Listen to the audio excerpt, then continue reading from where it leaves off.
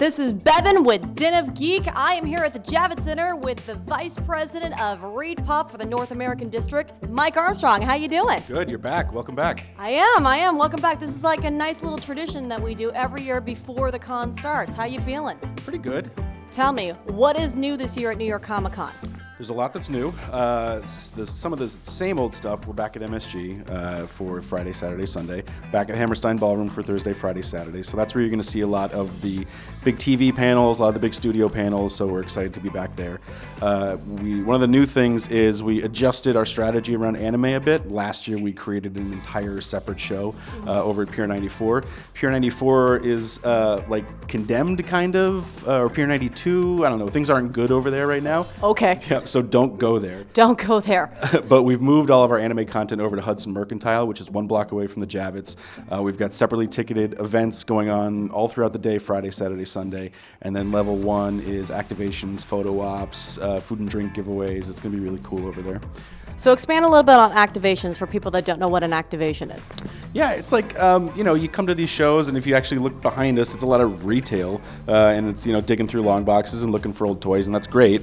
But, what we look for in sponsors and partners is somebody who's really going to bring that fan experience element, because so much of the show is curated by other people. We sell the space on the show floor, but it's up to them to deliver a good fan experience. So that's what you're going to see. Photo ops, digital giveaways. You'll see all sorts of swag, like it's that kind of stuff that we look. I hear there's an after party that ReedPOP is doing. Yeah, with Fandom and Wendy's as the sponsor, and it's going to be fun. Like you'll see parties pop up all over the place and stuff I don't even know about. Our team doesn't know about. But the fun thing for New York Comic Con, it was like 6 years ago.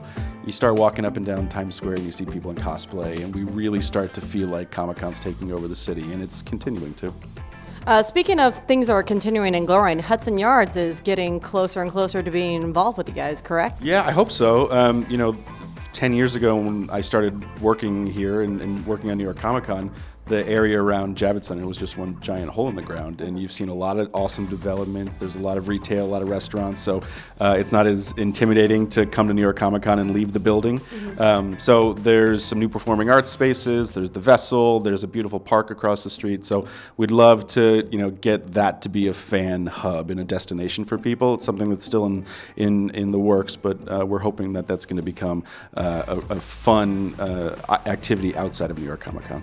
Break down, how do you use your badges? So there's an RFID chip in all those badges. Okay. You can log into our website. You can associate the badge that you have with your account. You can start logging stuff that you want to do. We're doing cashless pay for the first year, which is really exciting. Yeah, so it's actually going to be a wristband. You can load funds at a bunch of different top-up stations in the building, and then you can go up to exhibitors and just tap your wristband to buy stuff.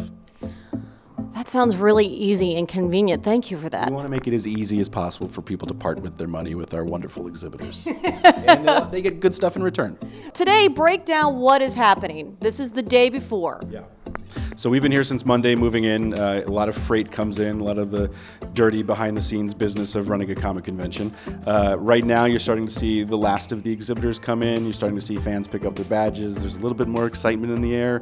We're getting our show store stocked. We're getting our other show store stocked. The comic dealers are loading in hundreds of long boxes to fit in their booths. This is the day where it really starts to come together. And what's awesome is we'll leave tonight at whatever time we leave tonight. And when we come in the morning, there's carpet on the floor. Like, it just happens magically overnight. And that's when it really feels like the show's about to start, because it is. And speaking of the show starting, how many people do you think are going to come here this year? In terms of tickets sold, we'll be around 220,000. We did add 4-day badges back into the mix this year. Oh, yay! Yeah, something that fans have been asking for a number of years to come back. So we brought those back. 220. That's a lot of people. That's a lot of people. Talk to me about the struggle and the tasking of maintaining 220,000 people. I wouldn't say it's a struggle. I mean, it was probably a struggle 5 years ago when we hit that critical mass. But now, we've got a really good relationship with NYPD and our security team, and everybody knows what to do. Our fans are kind of trained up on what to do and how to get here. Our biggest struggle in the morning is just making sure people get in the door and hoping that it doesn't rain, and getting them safely into the building and then letting them go do what they want to do. So it's a lot of work. I wouldn't say it's a struggle. Can you talk about the impact of the con to the city? Yeah, and I think like what I said before, you've got, you really start to see superheroes, pop culture take over the city. And, I was walking Times Square, we were down at Chelsea Market last night for dinner, and just walking around and you start to see a bunch of out-of-home advertising for the Nancy Drew series, the Watchmen show on HBO, what else was out there? A ton of Harley Quinn stuff, a ton of DC Titan stuff.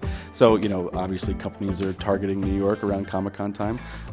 So it's nice to see that kind of impact on the city, and it's not a dirty little secret anymore. Like, people know what Comic-Con is. You talk to random people walking the street and they see you wearing your badge or a shirt that says Comic-Con, like, oh yeah, it's coming up this week.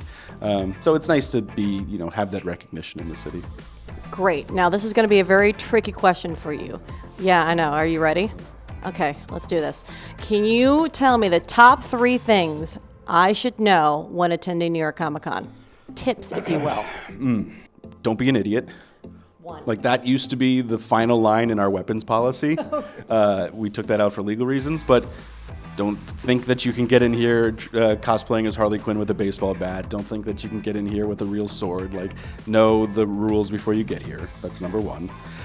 Number 2 would be ask people to take pictures if they're in cosplay.